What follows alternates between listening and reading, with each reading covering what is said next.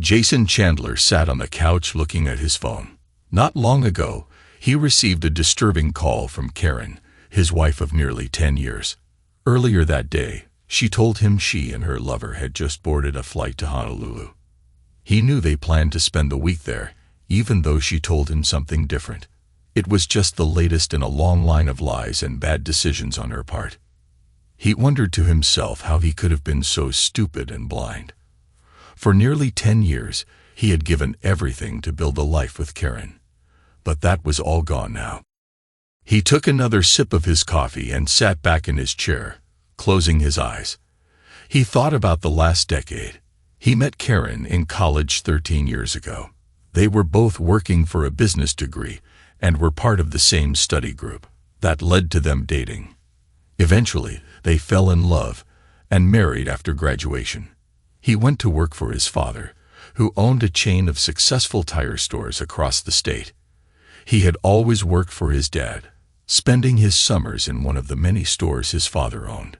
Sometimes he worked in the shop, replacing tires and brakes. Sometimes he worked as a runner, driving tires and parts to some of the local shops.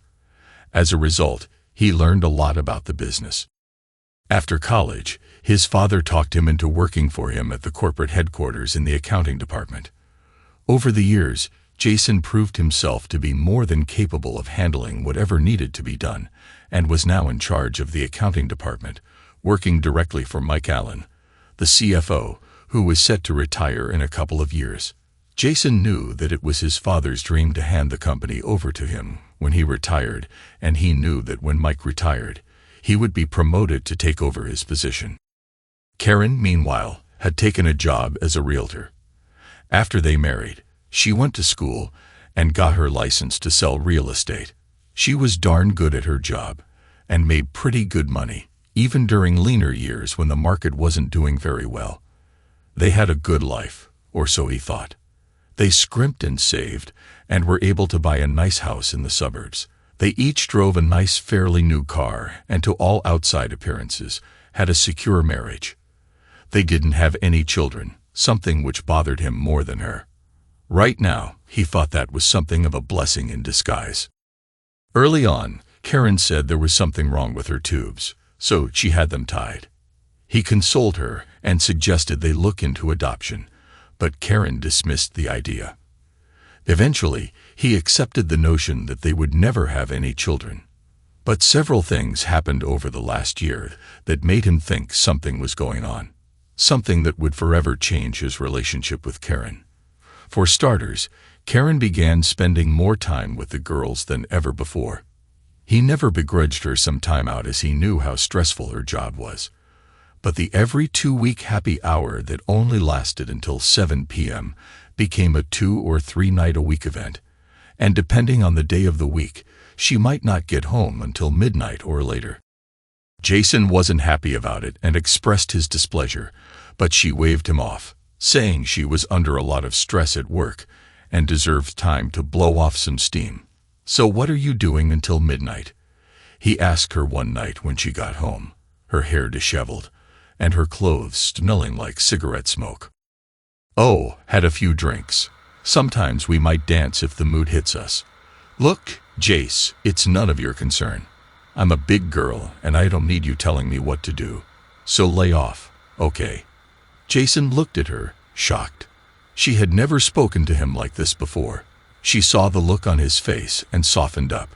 "I'm sorry, Jace. I didn't mean to go off on you. It's just that we're under a lot of pressure with the market the way it is. You've worked through tough times in the market before, and it didn't bother you. What's different about this time? You have no idea how hard it is sometimes. The competition is getting worse and worse, and the higher-ups are putting more pressure on us to sell property." "I understand that, dear," he told her. "But you don't need to take it out on me. I'm on your side, remember." She smiled and wrapped her arms around him.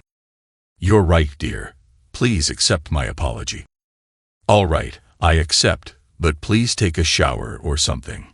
No offense, but you smell like an ashtray." "Sorry, there were a lot of people smoking at the club. I'll go take a shower." He laid down and was asleep by the time she made it to bed. The next few months saw other changes as well. The frequency of their sex dropped dramatically. Before this started, they used to make love 3 or 4 times a week. That dropped to twice a week, and eventually fell off to about once every 2 weeks, if he was lucky. Even worse, her attitude toward him seemed to change. Before, she always asked about his work, and took interest in his hobbies. Now, it seemed that she could care less what he had to say. Then there was the day he caught her in a blatant lie. One day, he decided to drop by her office to take her out to lunch. When he got there, however, he was told she was out showing some property. That night, after Karen got home from whatever it was she was doing with the girls, he asked about her day. "I was in the office all day today. I had a lot of paperwork to catch up on, so I just grabbed a sandwich out of the vending machine." Jason was shocked. She just lied to him with a straight face. As far as he knew, this was the first time she had ever done that. He thought about pressing her on it, but chose not to. In her frame of mind, she would probably blow a gasket, and he was simply too tired to deal with that. He began to wonder, though, how many other times she had lied to him. Later that night, as they lay in bed, he rolled over and looked at her. She saw the concern on his face. "What's wrong, Jace?" she asked. "I'm concerned," he said. "About what?" "Us. I feel like we're drifting apart from each other. Do you still love me?" "Of course I do, honey," she said, putting an arm around him. "You know that, don't you?" "Honestly, I don't know. I can't remember the last time you told me. And it's been a while since we've had sex. It seems you're gone more than you're home." "I'm sorry. It's just the pressure from the job. I do love you. Please believe me." "Can you start showing me a little more?" he asked. "Of course, baby," she said, kissing his face. They made love that night, and Jason felt better, but he still had concerns. Things went back to normal for a month or so, but the same pattern began to emerge again. What the hell is going on? He asked himself for the umpteenth time. It started to become clear to him what was going on the day his longtime friend, Ron Green, called him, asking if he could get away for a bit. "Sure, I can meet you for a beer. What's going on?" "I really can't say over the phone, Jace, but it's important." "Okay, I'll meet you there at 5:30 if that works." They ended the call, and Jason met Ron at the bar that evening. Jason wasn't too worried about being late, as Karen was almost always gone until 6 or 7 p.m., sometimes later. "Okay, bud," Jason said as they sipped their beer. "Spill it. What's going on?" "Jace, I saw your wife today while I was out doing my runs." "Yeah, she sells real estate. Probably out showing some property." "I'm sure, but I never knew selling real estate involved kissing and hand-holding." "What? Come on. You're pulling my leg." "I wish I was, buddy. I was going down Riverside Drive, and I saw your wife coming out of a house with some man. They were holding hands, and then they kissed. I'm not talking about a smack on the cheek either. He had his hands all over her hips at the same time." "That can't be. Are you sure you're talking about my Karen?" Ron pulled out his cell phone and showed Jason a picture. Sure enough, it was Karen, kissing a man who had his hands all over her backside. "Darn," Jason said quietly as he handed the phone back. "Can you email me that picture?" "Sure," Ron said, hitting some buttons on his phone. "So, what are you gonna do?" Jason shook his head. "I don't know, buddy. Things have been off for a while now, but I would never have thought she'd do something like this. A friend of mine is a private investigator. If you want, I can put you in touch with him." "Do that. I need to know what the hell is going on." They said their goodbyes and headed out the door. Karen was in the kitchen when he got home. This was something new, he thought to himself. "You're home early," he said, giving her a kiss. "I'm not complaining. By the way." She smiled and kissed him back. "Where were you?" she asked. I was down having a beer with Ron. I wasn't expecting you home so early. So I figured, what the heck? Everything okay with your friend? She asked. Not really. He just learned that the wife of a friend of his is running around on her husband. Oh. Yeah. He saw her kissing and holding hands with some guy earlier today. Jason thought he saw her flinch just a bit. Well, maybe he's reading too much into it. I don't know. I'm just glad I don't have that problem. Again, he thought she seemed to flinch just a bit at that remark. It would kill me if you ever did anything like that to me. I'd never do anything like that to you, she said, wrapping her arms around him. I love you too much. I'm glad to hear you say that, he told her, kissing her pretty face. So, why are you home so early? Well, our annual company convention is coming up this weekend. So I thought I'd start packing, and I wanted to spend the next night or two with you since we'll be apart for a few days, she said. It's in Las Vegas this year. Where at? He asked. Over at the convention center. We're all staying at the Westgate Resort. I hear it's a 4-star hotel. So, when are you leaving? He asked. Friday afternoon. Right after lunch, she said. That was the day after tomorrow. You getting another award this year? He asked. She always received awards for being the top seller in the region. Probably, she said. They shared another kiss. Well then, why don't I take you upstairs and congratulate you for another successful year? She smiled and took him by the hand. I thought you'd never ask, she said. They spent the evening making love, but Jason had other things on his mind. Would she cheat on him over the weekend? He asked himself. Say, I have some vacation time coming up. Why don't I take a few days and come with you? Maybe we can spend the week in Vegas and unwind a bit and reconnect. Our 10th anniversary is coming up next week, you know. That sounds like fun, but I'll be so busy with seminars and meetings, I don't think we'd hardly ever see each other. Besides, they're expecting me to get right back to work after the convention. Listen, why don't we celebrate our anniversary when I get back? I'll make it up to you, I promise. Okay, I'm going to hold you to that. The next day, he contacted Ron and got the name and number of the private investigator.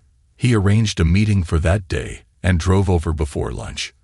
Good morning, Mr. Chandler, the middle-aged man said as Jason entered his cluttered office. Good to meet you. Ron said you might be calling. Please call me Jerry. What can I do for you? Jason explained the situation and told him about Karen's upcoming trip to Las Vegas. Vegas, huh? You think she intends to hook up with someone at the convention? I don't know. It's possible. Well, I have contacts out there who owe me a favor or two. Tell you what, we'll put eyes on her there, and if you want, we can sneak in a camera and a microphone if you get me her room number. It'll cost extra, you know. I figured that, but I need to know the truth. Jerry pulled out a digital audio recorder and handed it to him. This is really simple to use. It's voice-activated, so all you have to do is slip it under her car seat and turn it on.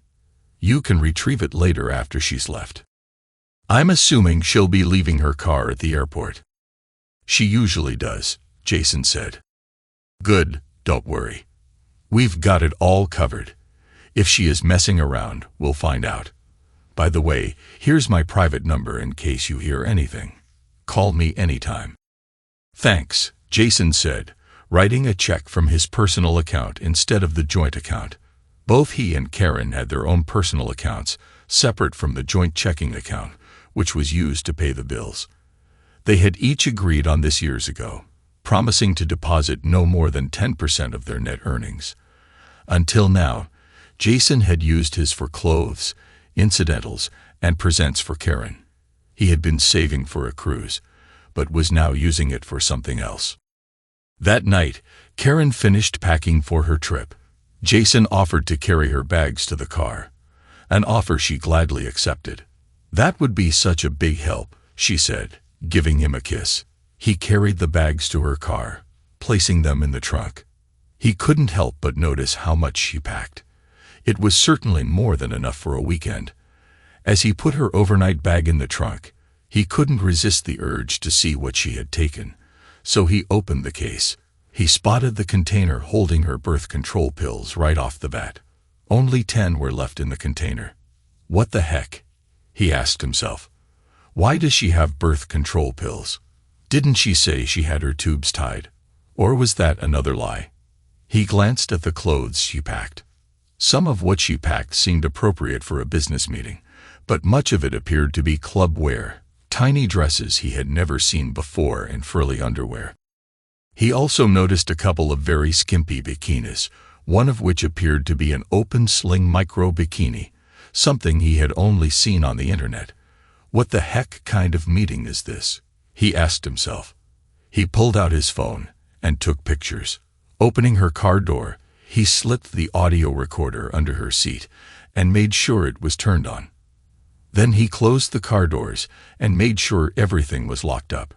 They made love that night, perhaps, Jason thought, for the last time as husband and wife. Karen gave him her room number the next morning at breakfast and promised to call every night. "I love you," she told him as she kissed him on the cheek. "I love you too." He watched as she pulled out and drove off. When he got to work, he called Jerry and gave him her room number. "Great, thanks. I'll get my guys on it right away." That afternoon, he got a call from Karen, letting him know she was at the airport and getting ready to take off. "I'll call you when I get checked into my room," she said. "I'd appreciate that. Remember, I love you." "I love you too, baby. I'll miss you." "Sure you will, you lying witch," he thought to himself sarcastically. "I miss you too," he said instead. As he ended the call, he looked up to see his father standing in the door. "Everything okay, son? You look like your dog just died." "I don't know, Dad." His father came into the office and closed the door. "Everything okay at home? You want to talk about it?" his father asked. Jason knew better than to try to keep anything from his father, so he told him everything he knew so far. "That doesn't sound too good, son. I never would have suspected her of cheating on you." "Me neither, Dad," Jason said. "Well, listen, if there's anything your mom or I can do, let me know," the older man said. "We're here for you." "Thanks, Dad. I appreciate that." Jason took off a couple of hours early and drove to the airport, looking for Karen's car. He found it in the short-term parking and retrieved the audio recorder. Looking around, he noticed the rest of the car was neat as a pin. On the way home, he got a call from Karen. "Hi, baby. Just wanted to let you know I got here okay." "Thanks for letting me know," he said. "I'm just getting settled in. I'll call you later tonight. Love you." "Love you too," he said. After he got home, he turned on the audio recorder. He hoped there would be nothing on it, and for the most part, there wasn't anything except road noise and the sound of her radio. About halfway through the recording, however, he heard his marriage go down the toilet. He could hear her phone ringing, and since it was connected to her car through Bluetooth and worked through her speakers, he could hear both sides of the conversation. "Hey, baby," he heard a man's voice say. "Hey yourself, stud muffin," she said. Stud muffin? Jason asked himself. Who the heck is this clown? "I can't wait to see you again. Last week was fantastic." "I'm glad you approve," she said with a naughty giggle.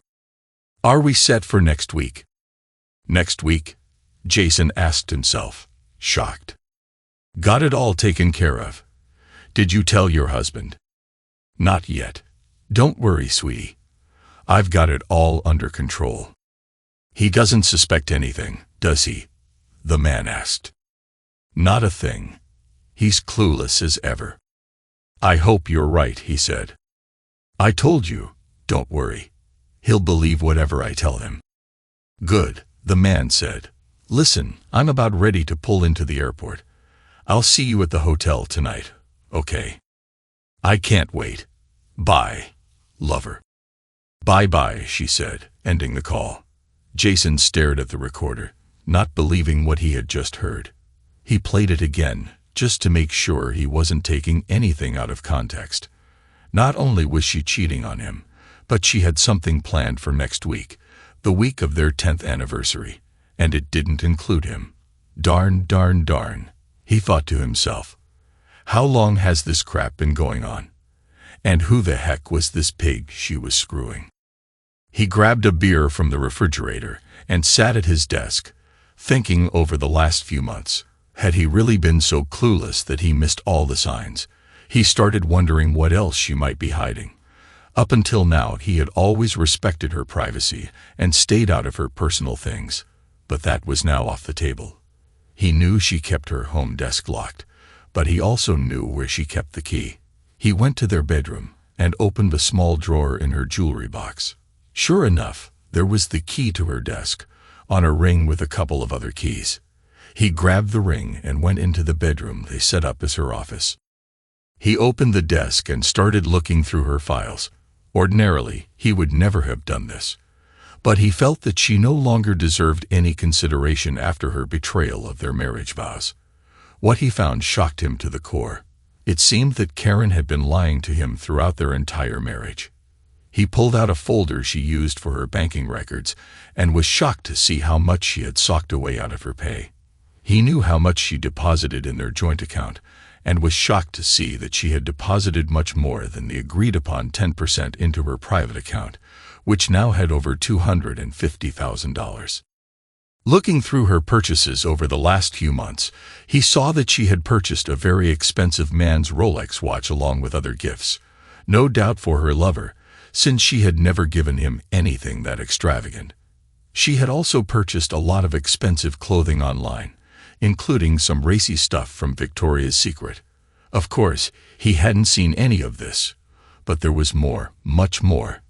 He also found medical bills for a family planning clinic. Apparently, she was able to get pregnant twice in the last 2 years and had gone in for an abortion. Both times, she paid cash out of her own account. He wondered if one or both of the children she aborted was really his. He also saw that she had been paying for birth control pills for at least the last 4 years on a regular basis. Worse yet, he found a receipt for Plan B morning after pills. According to the date on the receipt, Karen had purchased them earlier this week. And there was more. Among her receipts was a fairly recent one for a hefty down payment on a condo in a fairly wealthy part of town. Was this to be her love nest? He wondered. Or was this part of her exit strategy from the marriage? There were also receipts for utilities and new furniture. He looked at the key ring he found earlier and wondered if one of them was a key to her condo. He intended to find out. He turned on her computer to see what he could glean from that. He knew she always wrote her passwords down, and found a piece of paper taped to the bottom of her keyboard with a list of usernames and passwords written on it. He tried the first one, and sure enough, the computer came right up. Opening her browser, he found a link to an online email program and went in. Sure enough, the email client came right up and showed her inbox. Apparently, she was so confident he would never snoop on her that she kept the username and password cached on the system. He began scanning her emails and was shocked at what he found. There were a number of emails, too, and from someone named Greg Wilson. Almost all of the emails were explicit, with Greg commenting on how much he loved having sex with Karen. Her responses were pretty much the same. He noticed the emails went back almost an entire year, about the time he first noticed the changes in her. From what he could tell, their trysts initially took place in hotel rooms, but they later decided to meet up at a house she was selling. He spotted an email dated about 6 months ago that partially answered one of his questions. "Did you take care of that little problem?" Greg asked. "Yes, I went down and had the abortion today." "Too bad you didn't keep it. You could have passed it off as Jason's." "I couldn't do that. As far as he knows, I can't have any children. He would know it wasn't his." Jason thought back 6 months and realized that was about the time he first caught her lying. The witch, he thought to himself. The lying, conniving, cheating witch. He kept scanning through their emails. At one point, Greg suggested they have sex in Karen's marital bed, but she put her foot down on that. "I will not do that to Jason," she told him in one email.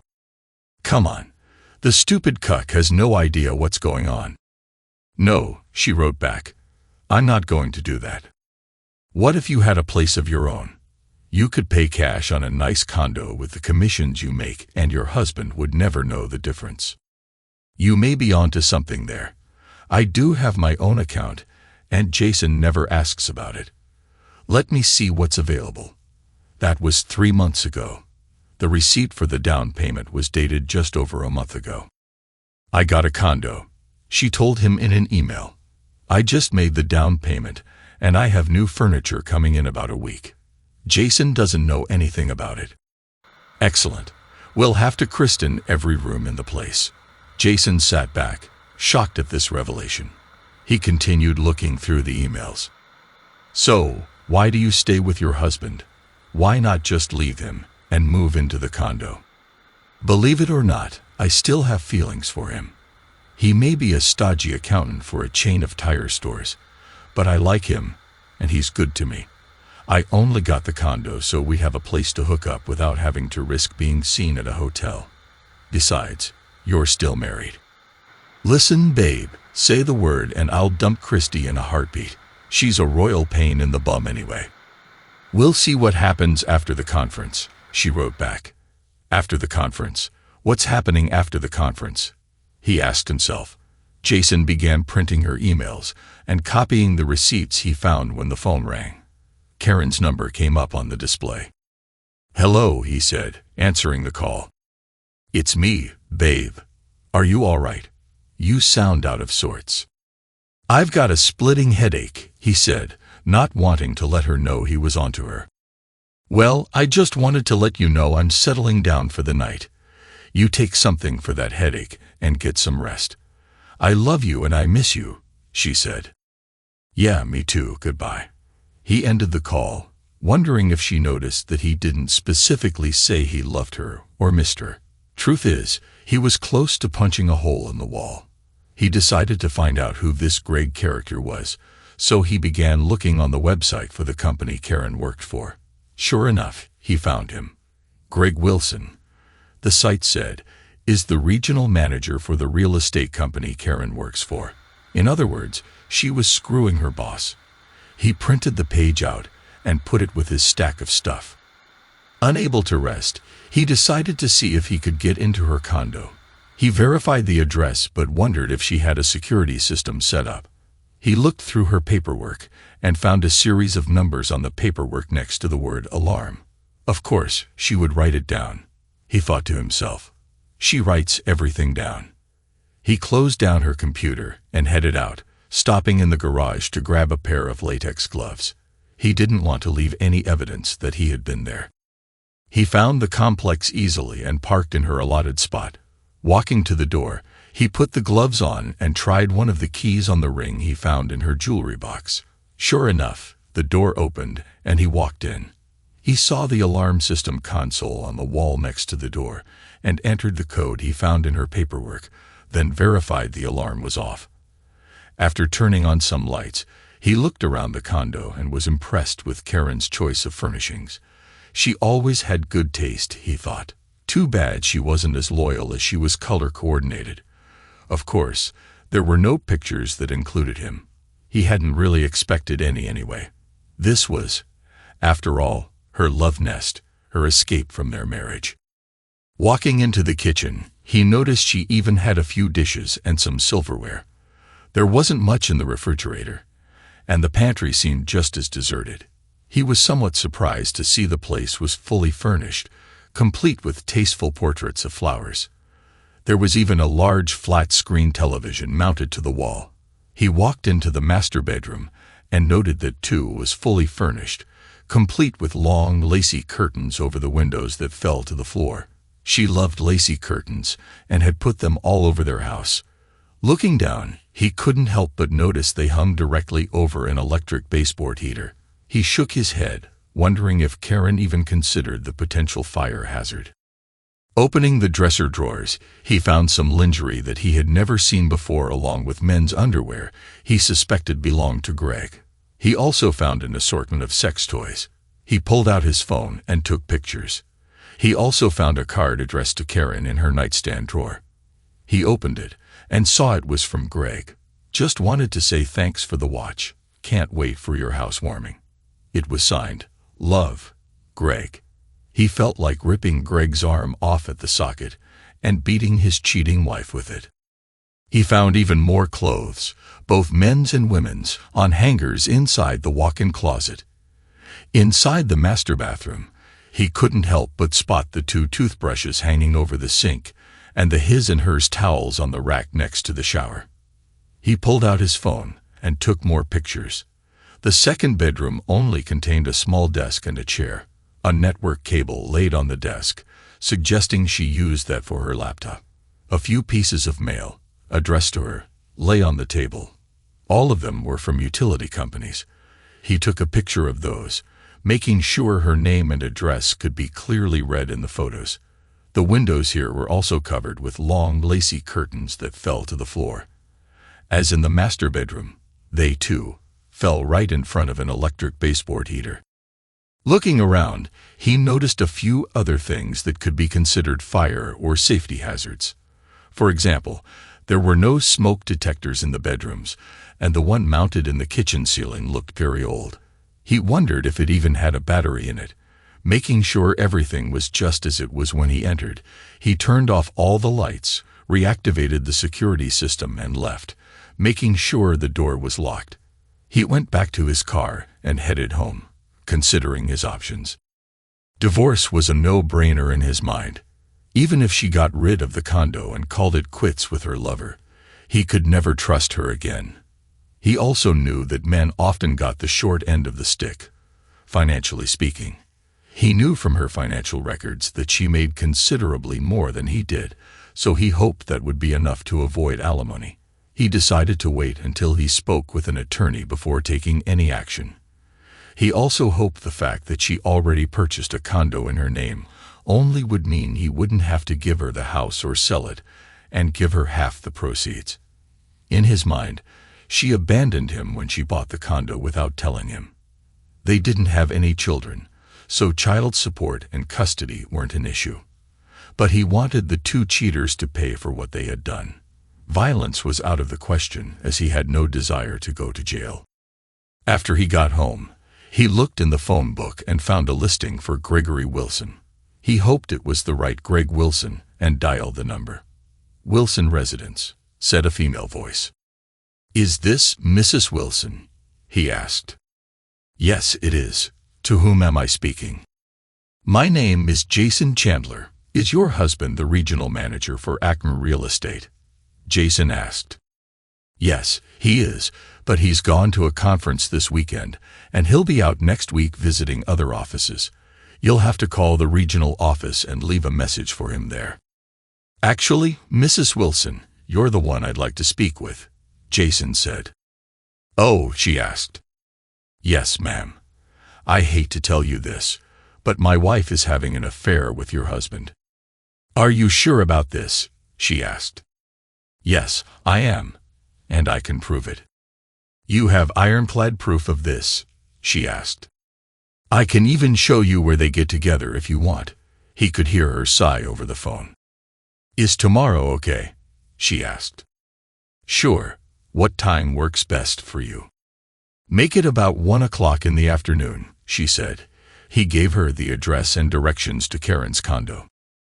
"I'll see you there then," Jason told her, ending the call. Smiling, he went to his desk and began making a list of things to do.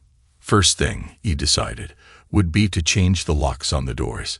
He could wrap that up in plenty of time to meet Greg's wife at Karen's condo. He considered getting drunk that night, but put the idea out of his head. Instead, he grabbed a piece of cold pizza and munched on that as he considered all of his options. Finishing the pizza, he trudged up the stairs to bed. He got up early the next day and headed to a local hardware store, where he bought everything he needed to change the door locks. He also made another key to the condo. By noon, He had all of them changed. He showered, and grabbing the audio recorder and all of the emails he printed from Karen's account, headed over to her condo to meet Greg's wife. He pulled into Karen's slot and spotted an attractive dark-haired woman in a Toyota Corolla not far away. He walked to the car and knocked on the window. She rolled the window down and looked at him. "Are you Christy Wilson?" he asked. She nodded her head. "I am. You must be Jason Chandler." "One and the same," he said, opening her door. "Come with me. I'll show you their love nest. You may want to put these on first, though," he added, handing her a pair of latex gloves. "I don't want to leave any fingerprints." "Good idea," she said. They went to her door, and Jason used the key he had made to open it. He was glad to see it worked. After turning off the security alarm, they stepped inside. Jason showed her the bedroom, opening the drawers and the closet so she could see Greg's clothing. "Oh my God. I've been looking for some of this stuff the past couple of weeks. I was wondering where his clothes were disappearing to." "Has your husband been wearing a Rolex watch lately?" Jason asked. She nodded her head. "Yes, he told me it was a gift from management." Jason shook his head and pulled the card out of Karen's nightstand. He opened it up and showed it to her. She read the note and began crying. "Is that his handwriting?" Jason asked. "Yes," she said, sobbing. "There's more," he said, pulling out the emails and the audio recorder. She read through the emails, tears flowing down her cheeks. Then he played the audio from Friday. "I'm sorry about all this," he said, wrapping his arms around her. He felt like crying as well, but held it in. "It's not your fault. I suspected something like this for a while, but I never had any proof." After a while, she collected herself and looked at him. "So, what are you going to do?" she asked. "I'm going to divorce her. What about you?" "I'm kicking that lame dog out of the house as soon as I see him," she said. Suddenly, she stopped crying and looked at him. "I've got an idea," she said. "What's that?" he asked. "They want to live here together. Why don't we help them?" "What do you mean?" "I mean, why don't we pack their crap up and drop it off over here?" she responded. Jason thought for a bit and smiled at her. "I kinda like that idea, but we better get moving. They'll be back in a day or two." She shook her head. "Greg said he would be gone for a week after the convention. I'd bet anything she'll find an excuse to be gone as well." Jason suddenly remembered the recorded conversation. Karen specifically asked him if he had everything set for the next week, but didn't indicate what it was they had planned. "Darn, I think you're right. Still, I want to get her crap out of my house as soon as possible." "I agree. Meet you back here in, say, 3 hours. Works for me. I'm just going to toss her crap in trash bags, so I think I can do that, and be back here in 3 hours." "I'll see you then," she said, standing up. Jason took a hard look at her. She was shorter than Karen, with a girl-next-door cuteness that added to her shapely figure. He thought Greg was a moron to cheat on this woman.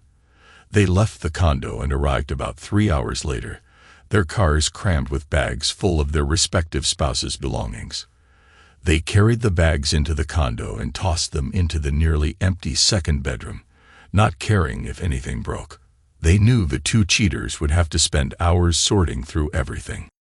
"I don't know about you, but I wasn't exactly very careful with his things," she said. He laughed. "Neither was I," Jason said. They laughed and did a high five. He looked at her. "I don't know about you, but I'm hungry," he said. "Me too. I could really go for a nice juicy hamburger." "A big thick cheeseburger sounds really good to me as well. I know just the place. Care to join me?" "My treat." "Lead on," she said. He drove to the bar he and Ron liked to visit, and she followed. After they parked, Christy looked at the front of the building. "A bar?" she asked. "Trust me, they make the best burgers here. You'll love it." "Okay. I just hope you're not going to ply me with alcohol. and take advantage of me." He laughed. "As inviting as that sounds, I wouldn't do that to you," he said. "Darn," she said, laughing. They went inside and ordered a beer and a burger with fries. As they ate, they swapped stories of their failing marriages.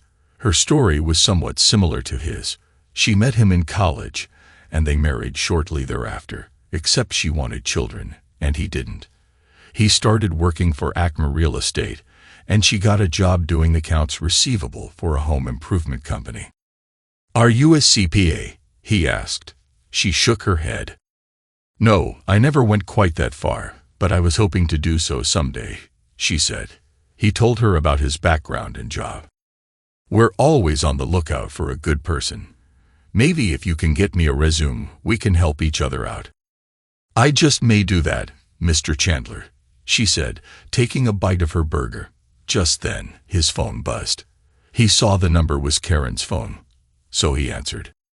"Hello," he said in a neutral tone of voice. "Hey baby," Karen said. He could tell she had been drinking. "What's up?" "Oh, just down at the bar getting a burger. What's up with you?" "Guess what? I got the top seller award," she said, not waiting for his response. "I'm happy for you," he said. "Yeah, and they want me to stay here in Vegas next week to work with their agents," she said. Of course, he already knew that was a lie. "Isn't that terrific? There's talk that I might get moved into management soon." No doubt, on her back, he thought to himself. "That's wonderful. What about our anniversary? That's coming up this Wednesday." "I know, and I'm sorry about that. Maybe we can celebrate it next weekend." "Don't bother. I know your work is important to you, and I sure wouldn't want you missing a big sale." "What's that supposed to mean?" she asked. "Nothing. It's just that you only get to celebrate 10 years of marriage once, but I understand how much your job means to you. Don't worry about it." "Well, yes, my job is important to me, but I thought you might be happy for me," she said. "I'm very happy. Go. Work with your agents. Don't worry about me." "I love you," she said.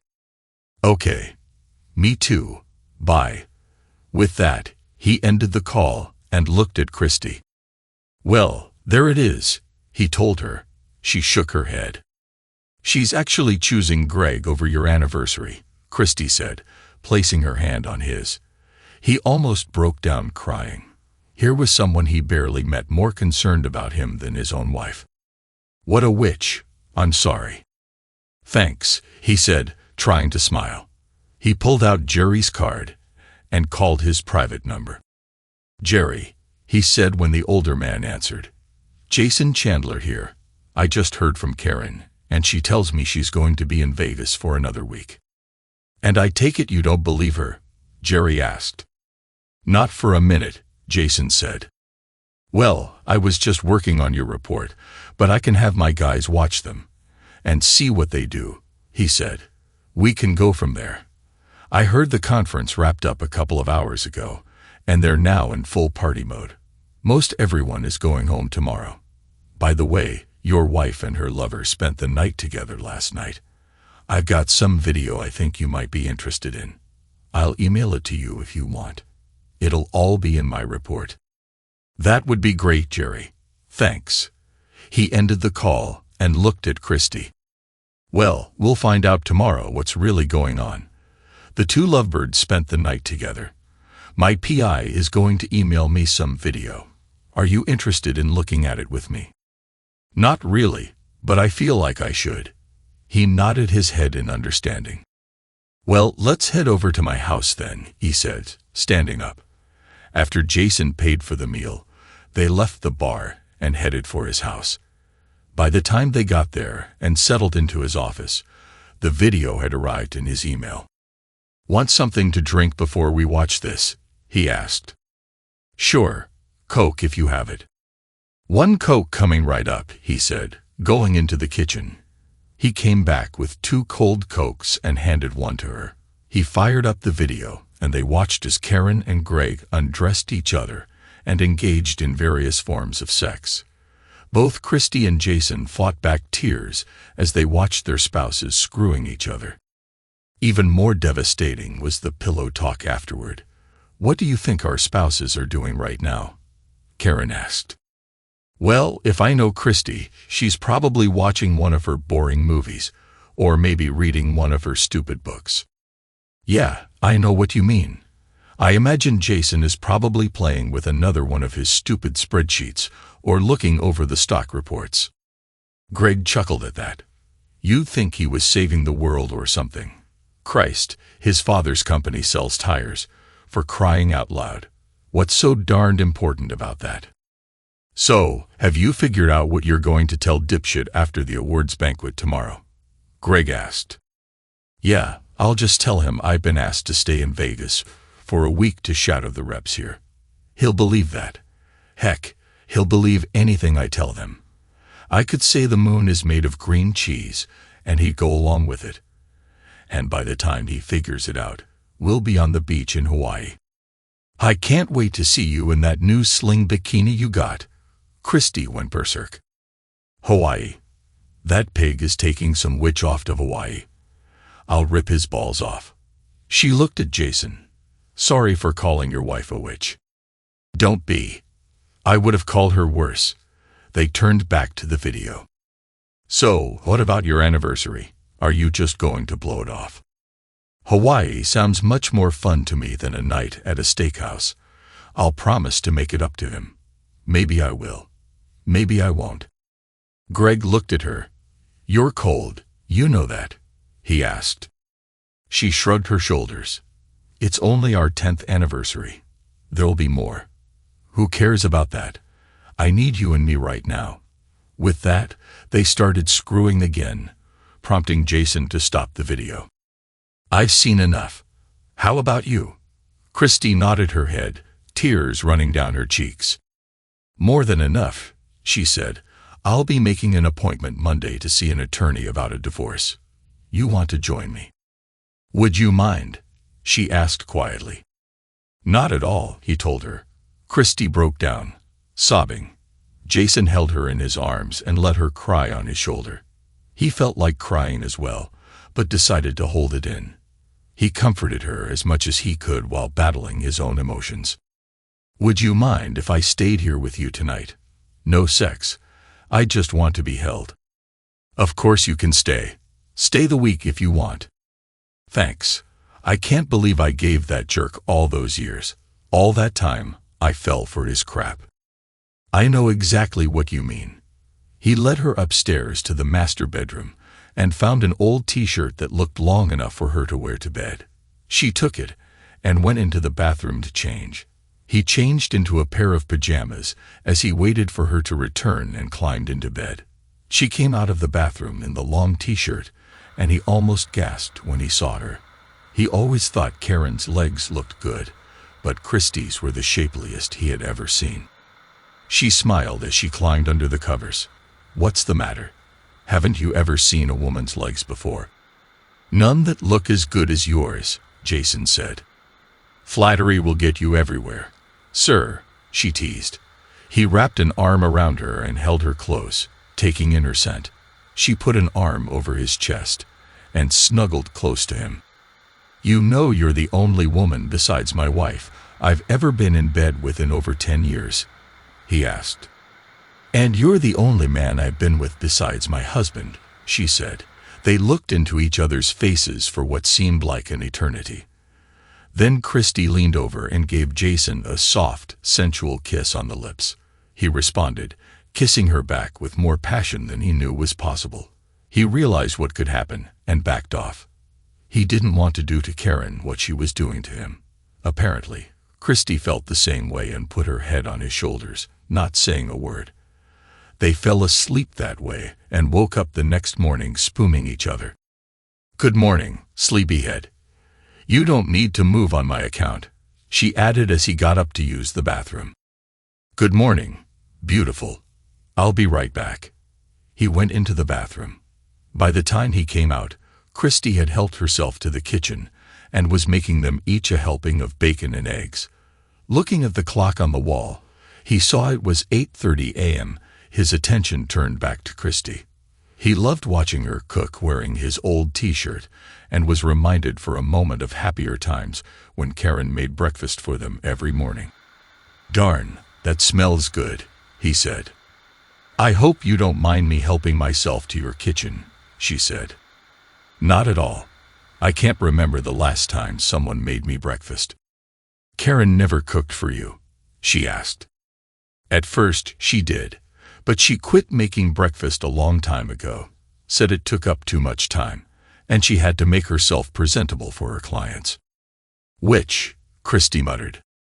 "I agree," he said. He took in the smell of the bacon as she placed a large plate in front of him. He devoured his food like a man who hadn't eaten in a month.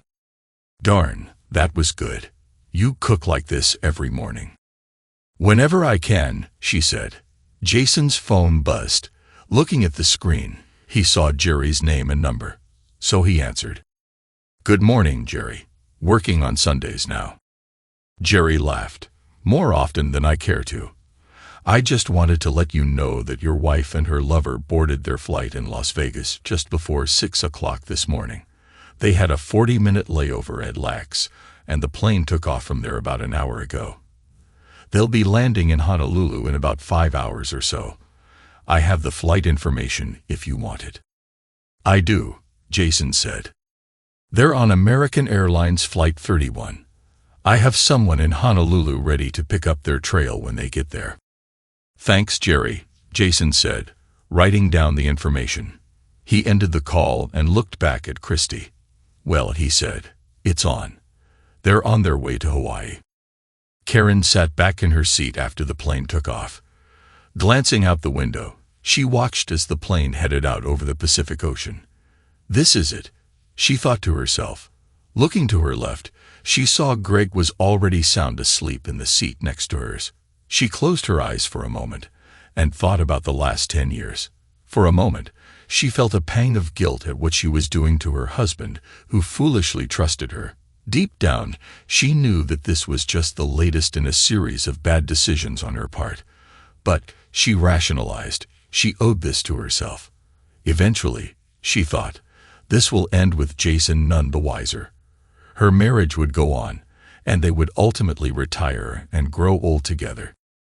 Her first bad decision was telling Jason she couldn't get pregnant. The truth was, she could, but she just didn't want to get tied down with babies. The idea of motherhood might appeal to some, but not to her. So she told Jason that a medical complication forced her to have her tubes tied. He bought her explanation and eventually accepted it. But she had problems with the IUD and was forced to quit using it. The pelvic pain and the headaches finally became too much for her to endure. So she decided to use standard birth control pills instead. She also started using the calendar rhythm method and avoided having sex during her more fertile days. It worked most of the time, but she did end up pregnant twice. The first time was with her husband. Fearful of what his reaction would be to her pregnancy, which would unmask her first lie, in her own desire to remain childless, she discreetly sought an abortion, paying for it with her own money. Thankfully, they had agreed early on to have personal accounts along with a joint account. They had initially agreed to deposit 10% of their net pay, but she fudged a lot. She could pay for the abortion out of her own money, and Jason would remain in the dark. The second pregnancy was with Greg about 6 months ago. She told her lover about it and made the decision to get another abortion, again paying for it out of her own account. Hopefully, she thought, Jason would never find out about it. And then, there were her affairs. She remained faithful to her husband for the first 7 years of their marriage, but that changed one day while she was out with a client, who just happened to be very good-looking and also very rich. It was a spur-of-the-moment decision, but one she never really regretted. They made mad, passionate love in the master bedroom of the large house she was showing, and he showed his appreciation by buying the house on the spot. She didn't do that very often, maybe about 10 times over the course of the next year and a half, but she learned later that others had done the same thing. Sure, she felt a bit guilty, but she decided, what the heck? If the other girls can do it and get away with it, So could she. In her mind, it didn't affect Jason any. She never stopped loving him. And what he didn't know wouldn't hurt him. Then she met Greg, and things changed. He was everything her husband wasn't. Jason liked to analyze everything before making a decision, whereas Greg was spontaneous and made spur-of-the-moment decisions. Jason's life and career had been decided long ago. He had worked for his father all his life and still did. Soon, he would become the CFO of his father's tire company. And one day, he would take over as president and CEO. Greg, on the other hand, didn't know where he would be in 5 years and took things one day at a time. While Jason thought about the future, Greg lived for the moment. They were also quite different in bed. While Jason made love to her and focused on her pleasure, Greg simply took her and drilled her. At first, they met at motels and hotels around town, or a house they had listed for sale, but she became concerned that someone might spot them and alert either Jason or Greg's wife, Christy. Then there was the night that Jason expressed concern that they were drifting apart. She got scared and cooled it with Greg for a while. She focused all her love on her husband, but that didn't last too long. Greg wanted to start back up, but she was afraid that Jason might learn about them. She had to come up with an answer, so she decided to buy her own condo. That way, she would have a special place for her and Greg. He wanted to screw her in the bed she shared with her husband, but she shot that down. Even though she considered Jason to be something of a stick in the mud, she still had some feelings for him. It also helped that she and Jason decided long ago to file separate tax returns. She could easily keep the condo from him while getting the tax benefits. It was a win-win all around, or at least that's what she told herself. All of that led to this, her latest decision to spend a week in Hawaii with Greg. She took a week's vacation from her office, telling them she was going to Hawaii with her husband after the annual corporate gathering. Greg, meanwhile, told his wife he would be on the road for the next week, which wasn't uncommon for him. She lied to Jason, telling him she would be in Vegas for the week. Of course, all it would take is a phone call or two, and he would know better. Fortunately for her, she thought, Jason believed whatever she told him. The only downside was that she would miss spending her 10th anniversary with Jason. She would make it up to him, though, once she got back, and all this would remain her secret. She smiled as she looked down at the blue water below them, thinking about Hawaii. She pulled out her phone and checked for messages or calls. This is where her world collapsed. She saw a message. Your belongings have been moved to your love nest. Don't come home. Your soon-to-be ex-husband, Jason. Next, she saw an email. It had an attachment. She opened the attachment and saw the video of her and Greg screwing. There was a message in the email. If you fight the divorce, I will send this video to every soul that knows you. I will ensure that every workplace you visit, this video will be ahead of you. As for the lover boy, once he is back, he is looking at divorce and life on the street. I will ensure that your lover boy is turned into an example of why you do not screw another man's wife. By now, the blood had drained from Karen's body. Holy crap, I am done. What will I do now? If he is that ticked off, he will do what he says. Suddenly, she felt the plane shudder and thought that maybe they had hit turbulence. She felt the plane nose down, and the engine sounded different. She realized something was dreadfully wrong when she looked out the window.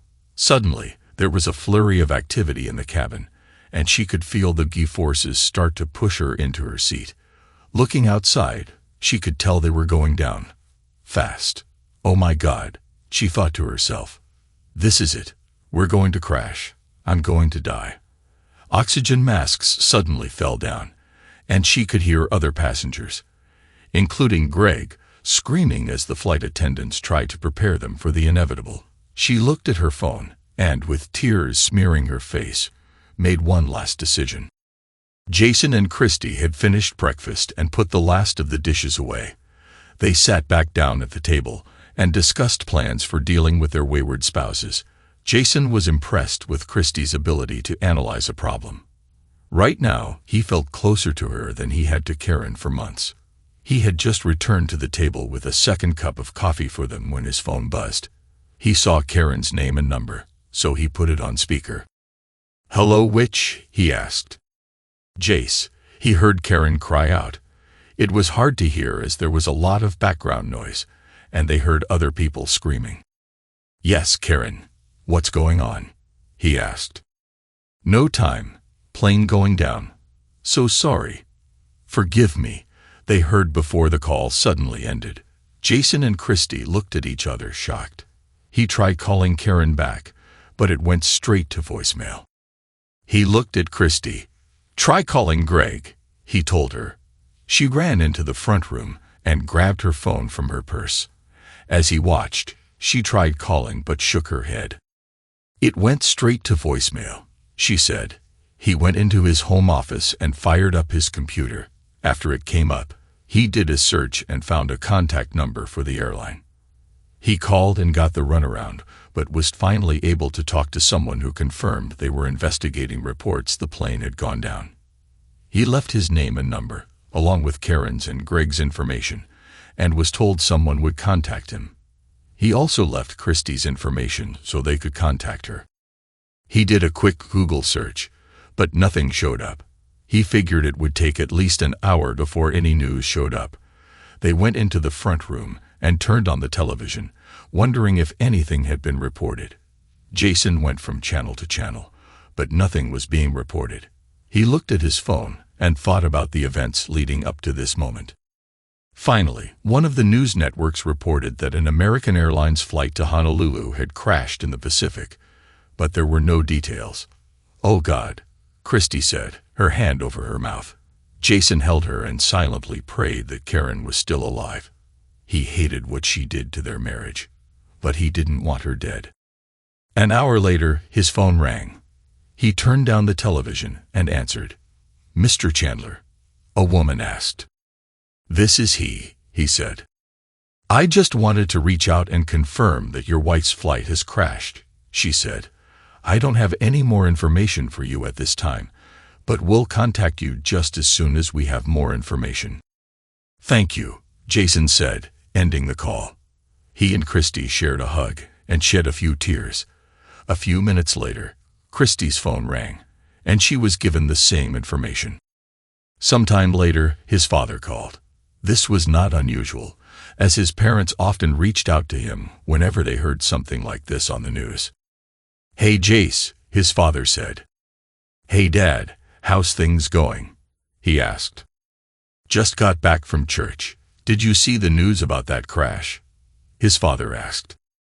"Yeah, I did," Jason said. "That's terrible," his father said. "By the way, how's Karen? Isn't she on her way back from Vegas?" "She's not doing too well right now, Dad. She was on that airplane that crashed."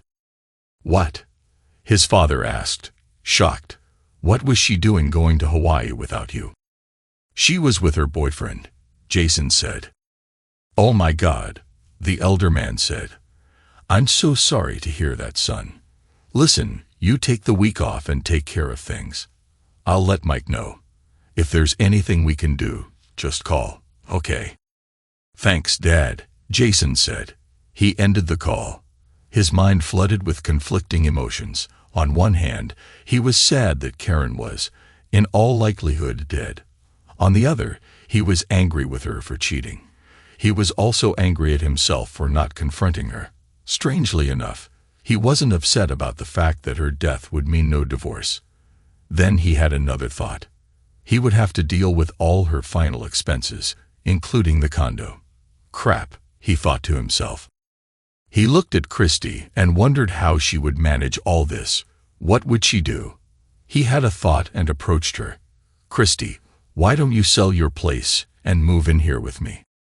She looked up at him, tears filling her eyes. "Do you mean that?" she asked. "Yes, I do. I have another bedroom upstairs, and you're going to have a lot to deal with over the next few months. Maybe we could help each other get through this." She thought for a minute before answering. "Why not? But only on one condition." "What's that?" "You let me sleep with you," she said. "Seriously?" Jason asked. This was moving much faster than he thought it would, and he wondered if it was wise. He set that thought aside and decided to throw caution to the wind. "Yes, I haven't really had the comfort of a husband for a long time. Last night, I felt content for the first time in ages. Is that okay with you?" "It's more than okay," he said. "Good. Then I'll run back to the house to get my things and I'll be back over tonight." Jason nodded his head. "I'll be here," he said. After she left, he called Lucy, the woman who ran the office Karen normally worked out of. "Hello," she said when she answered her cell. "Lucy, this is Jason Chandler," he said. "Oh, hi Jason. How's Hawaii?"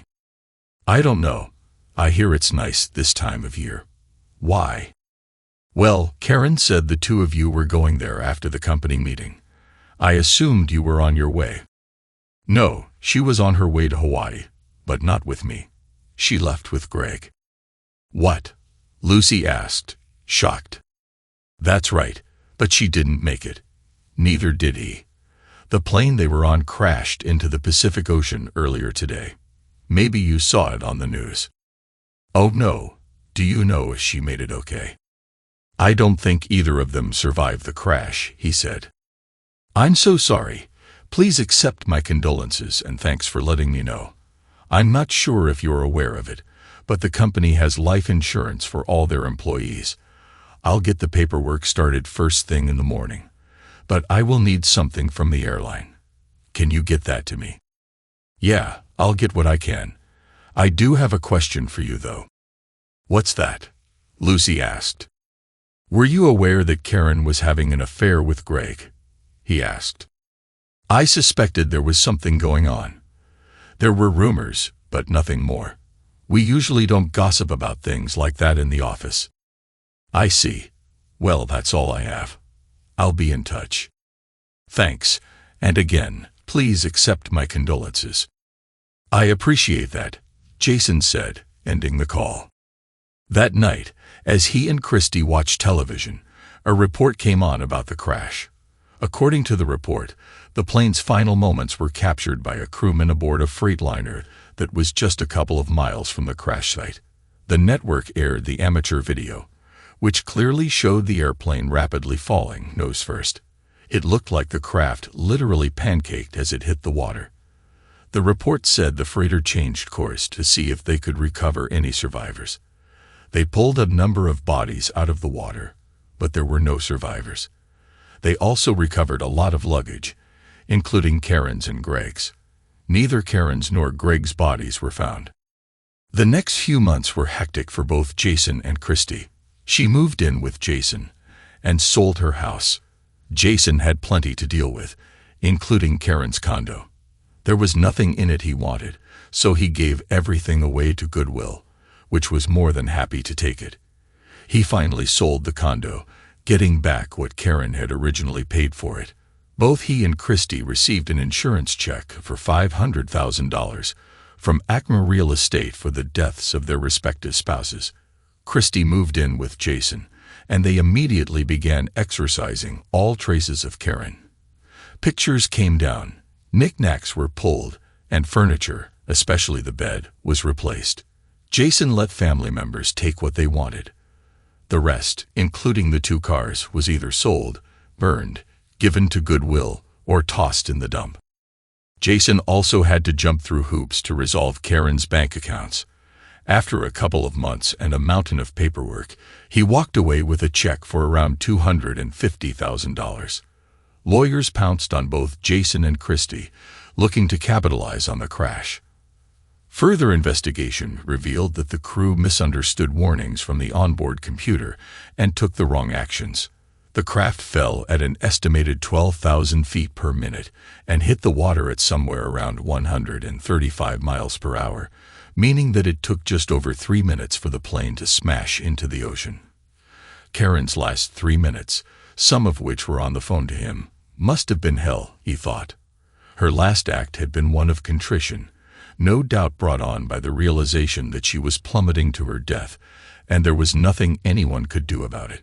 Nevertheless, he thought, it was too little and far too late. Fortunately, the airline settled with all the affected families, paying a little over $175,000 for each passenger. Between Jason and Christy, they grossed a bit more than $1.6 million after everything had been accounted for. Of course, the tax man got his share, but they still ended up with a very tidy nest egg. Since neither Karen's nor Greg's remains were found, there was no need for a funeral, but Jason and Christy held memorial services, mostly for the benefit of their respective families. Neither one shed a tear for their deceased spouses.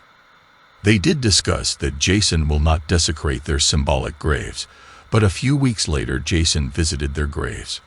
"I just came to tell you that I am very happy that you are dead. The divorce would have cost me money, but since your death, I am getting money. Thanks for dying," which Jason began walking away, but then turned back and desecrated their graves. "I will regret not confronting you and watching your face turn white, but desecrating your grave is a much better feeling." With that, Jason felt a sense of relief. Now that feels better. 3 months after the services, Christy left her job and went to work for Jason. By now, they were madly in love with each other. One night, as they ate dinner at the local Texas Roadhouse, Jason got on one knee and proposed. Christy squealed with delight as patrons around them applauded. "It's about time you decided to make an honest woman out of me," she whispered in his ear. "Why's that?" he asked. "Because you're going to be a daddy," she said. He covered her face with kisses. "I love you so much," he told her. "I love you more, just one favor though." "What's that?" he asked. "Please don't ask me to fly anywhere," she said.